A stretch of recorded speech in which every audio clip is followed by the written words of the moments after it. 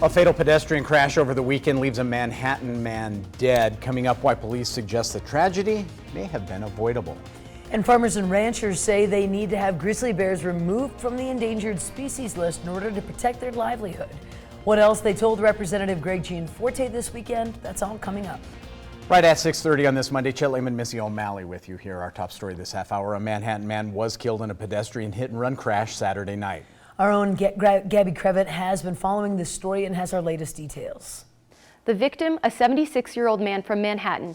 He was pronounced dead on the scene off Stagecoach Trail Road. A 2006 Chevy Impala driving westbound struck the man who was walking eastbound towards the edge of the road. That sent him over the vehicle and into the ditch. The vehicle continued driving westbound and left the scene. The driver was a 35-year-old man from Bozeman, and the passenger, a 23-year-old man from Bozeman. Alcohol, drugs, and speed are suspected factors in that accident that happened around 7:30 Saturday night. We expect to have more details as news is released. In Bozeman, Gabby Crevitt, MTN News. 6:30 now, meteorologist Matt Elwell joins us. Interesting weekend, depending on which day you were out. It sounds like an even more interesting week here. We're going to start out back in that fall stretch. Temperatures are going to be pretty close to average, maybe even above for a few areas for today and probably tomorrow.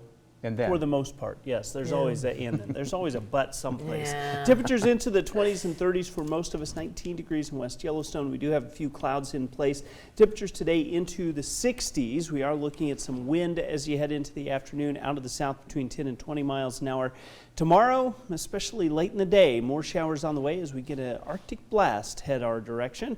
We'll talk more about the timing of that in just a few minutes. Thank you for that, Matt. Now 6:31 for residents and livestock in rural Montana. The increasing grizzly bear population poses a serious threat. Saturday, U.S. Secretary of the Interior David Bernhardt and Montana U.S. Representative Greg Gianforte held a roundtable at the Rasmussen Wildlife Conservation Center.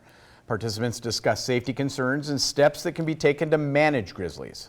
Now, those at the meeting said that before officials can begin to take steps towards managing the population, the bears must first be removed from the endangered species list. Now, while the task of limiting the bears' access to private land is still up for debate, Congressman Gianforte says the bears' recovery from endangerment is worth celebrating.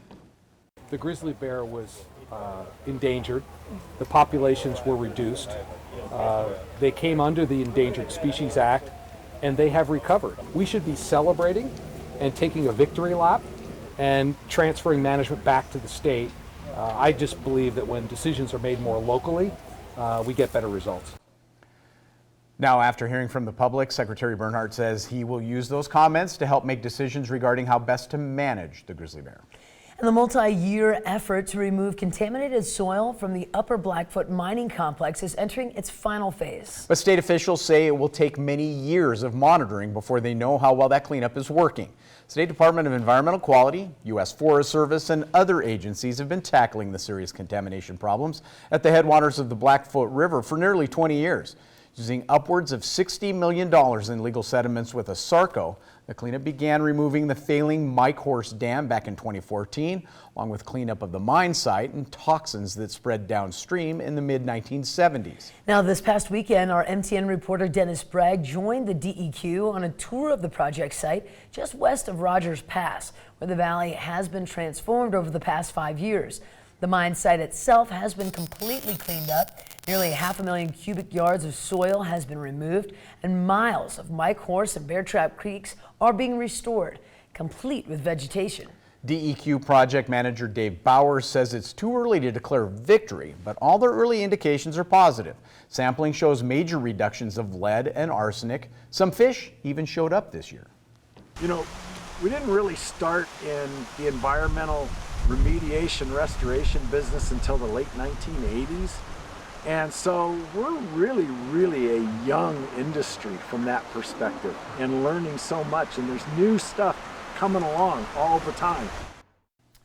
Now, in fact, Bowers says some of the accomplishments at Mike Horse are being analyzed by other states, which are also dealing with the problems of historic mine waste.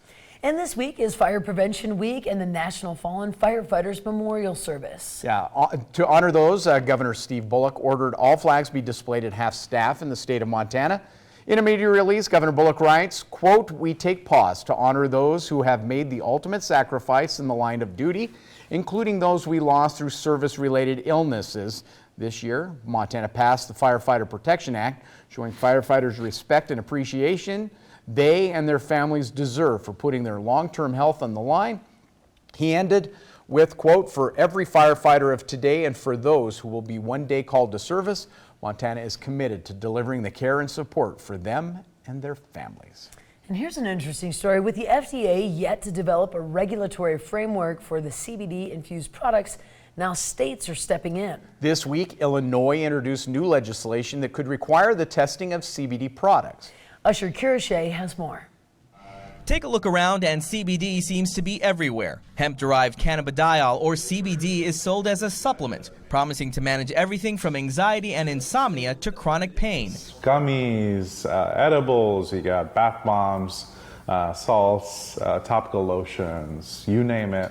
There's CBD in it. But while some CBD retailers like Leafy Quick only sell products that have been tested, there are no laws requiring that. So we don't obviously accept every brand that knocks on our door, and we go through a very stringent due diligence process. And because CBD products are considered supplements rather than drugs, they remain largely unregulated. Since 2015, the FDA has issued more than 4 dozen warning letters to firms marketing unapproved drugs allegedly containing CBD. Many did not contain the levels of the cannabis derivative they claimed to. These are products coming in from other states, more often than not are not being tested. So we don't know if they have heavy metals, they have pesticides, contaminants, synthetic THC, or something way worse. It's that uncertainty about what's in the products that prompted Illinois State Representative Bob Morgan to act. He's pushing a bill that would require all CBD products sold in the state to pass minimum testing standards. So we should have these high expectations, especially since people are consuming this product. These are things people are ingesting, and we have to make sure they're safe. If they're not, the proposed law would require untested products to be pulled from shelves and online,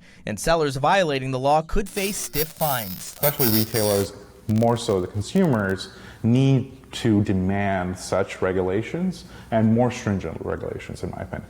For now, there are still no national standards for CBD testing. Morgan says until federal regulators catch up, it's up to states to take the lead. Reporting from Chicago, I'm Usher Qureshi.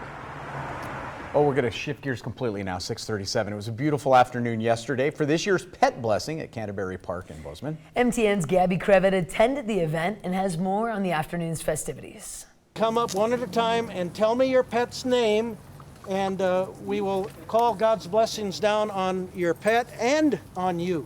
St. James Episcopal Church held its annual pet blessing at Canterbury Park this afternoon. The event takes place every year on the first week of October to coincide with the feast day of St. Francis. We want to acknowledge the wonder and joy and beauty that's found in creation, especially in our living friends and pets. They're so much a part of our life and our families, it's appropriate that we do so. Churchgoers brought their furry, feathered, and scaly family members for a blessing led by Reverend Sherman. Ceremonial blessings of pets and animals are common around the world and are practiced across a variety of religions. It's also time to celebrate the unique human-animal relationship many people have with their pet companions. It's just as wonderful as human fellowship, coming together with our animals. It's a beautiful thing. Shelby Connect heard about the blessing at her church service and decided to bring her dog Daisy to the event. She is a 3-year-old Boykin Spaniel. She doesn't look like it right now, but she has lots of energy all the time.